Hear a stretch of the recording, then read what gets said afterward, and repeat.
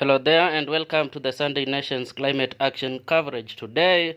And the main focus is that sinking feeling. As the world convenes in Glasgow today for a global climate change conference, one thing is clear: this is our last chance to save mankind from a looming climate apocalypse. And we have prepared 36 pages of climate change coverage in today's paper. Please grab a copy. We are looking at several stories, and nation media journalists went deep into climate change research and came out with beautiful stories. For example, now it's time to act to save the planet. Okay, that is according to Jen Marriott, who is the UK High Commissioner to Kenya. On page 4, we have a climate action coverage from the National Treasury and Planning, which spreads to page 5, and then the same proceeds to page 6 and 7. Good content there about climate change. Then on page 8 we have Nation Tech journalist Faustin Gila covering about the challenges that the world is going through in achieving the Paris Agreement that aims to bring temperature increases to 1.5 degrees Celsius. Then on page 9, we have Safaricom's coverage about emissions and their focus to 2050 on planting trees. Remember, this is the road to Glasgow, and what you see here is the photo of Elon Musk, world's richest man. And Faustin Gila again covers futuristic travel ideas that promise to cut carbon emissions. Yes, here is the future of transport, because it is estimated that it contributes to 25% of all carbon emissions in the world. So there is really a lot of work there to cut emissions. Then on page 12, here is the message from the UNDP, which proceeds to page 13. Then on page 14, Angela Okech, Nation's Health journalist, takes you through the damaging health, takes you through how climate change is damaging human health. He has gone through a report and has written a beautiful story there. On page 14 is a story by KCB CEO Joshua Oigara, who talks about why the COP26 climate summit should inspire us to redouble our climate efforts. Then on page 24 is an expert analysis by Mr. Gahoma Bakale. Gahoma Bakale looks at top priorities for Africa at COP26, and is the chair of African Group of Negotiators on Climate Change under the UNFCCC. Okay. Then you remember that story about NEMA getting 1 billion shillings grant to combat climate change. Okay. There is more coverage here by Mr. Amos Wemanya himself, who is a senior energy advisor, PowerShift Africa. And then we have coverage on the left by Transparency International. Next here is a focus on understanding energy transitions, and this is written by Duta Njenga, who is a policy fellow at the European University Institute in Florence, Italy. Okay. And then we have some snapshot there about Kenya's notable contribution to environmental conservation. Next is building a climate responsive and resilient Mombasa. What is Mombasa doing to curb the hazards of climate change? Okay, that's a story there by the county government of Mombasa. Next is Silas Apollo's story on the challenges for farms in adoption of green energy solutions.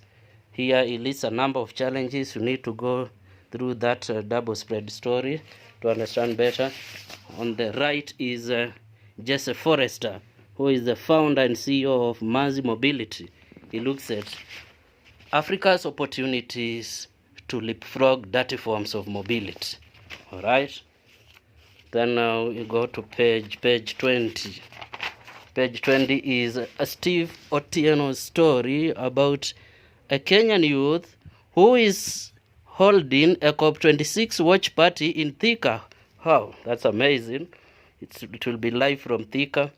We'll be showing you what will be happening in Glasgow, Scotland, as world governments discuss about how to bring down the temperatures that have been rising over the past 5 decades. Then we have corporate sustainability and climate risk management by Robert Mugo, who is a sustainability professional and consultant based in Calgary, Alberta. Okay. Then the county government of Machakos, how is it responding to climate change challenge? There's a story there with several photos about how Governor Mutua's administration is tackling climate change. And then we have a story here by Pamela Oktoi, climate change opportunities for young entrepreneurs. Current projections suggest that between 2000 and 2050, local temperatures will rise by 2.5 degrees Celsius.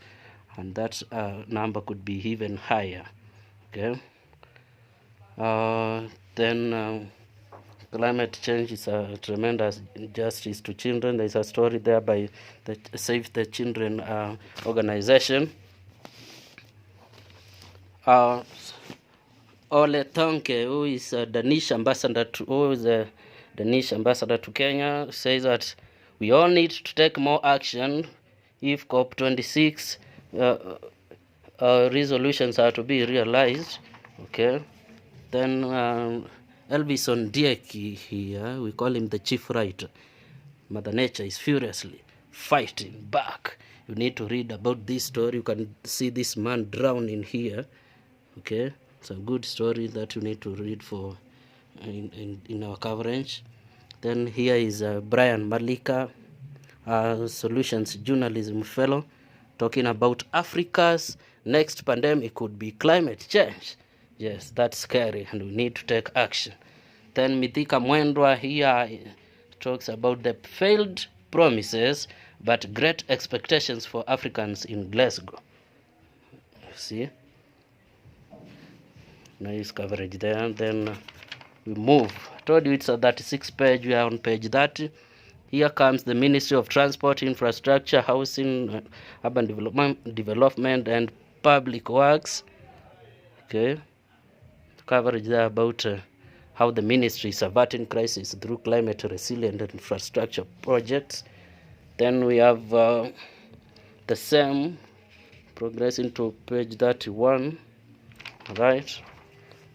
Then on page 32, here is our good writer Millicent Mololo talking about communities that are restoring the ecosystem, communities that are already taking action in rural Kenya. You can see the photos there. This is in Watamu. Okay, this is coastal Kenya. It's a full page story. Need to read that in our coverage. And here now comes the Big Four agenda and how working with partners to reduce effects of global warming in Trans Nzoia is faring. Okay, several photos there to show what's happening on the ground. Story by our very own Onyango. Then Mary Wangari here. It's water everywhere. Is this the life of the future? You see, melting snow, glaciers, and the rising temperatures are causing floods every rainy season. What should we do? Thank the good job there by Mary Wangari. Then Isaiah Pisu here talks about the accelerated investment in climate adaptation in Africa. Right? He says focus on adaptation either by the government or the private sector would lead to a revolution in the planning, design, and financing and delivery of infrastructure, including heavy emphasis on renewable energy and nature-based solutions like the restoration of drylands and forests. Then here is Jean-Paul Adam. Okay, he talks about he's the former foreign affairs minister in Seychelles, and he explains why Africa needs to be part of the conversation on climate change funds. Climate financing has been a challenge. Everyone knows about that. So that's the end. That's page 36. And those are 36 compact stories, in depth, well written by our special team at Sunday Nation. And you need to grab a copy. If you can't find it in the supermarkets, please log in to our e-paper platform, epaper.nationmedia.com/Kenya, and purchase an e-copy of the Sunday Nation today from wherever you are in the world. Have been your hosts, Faustin Ngila.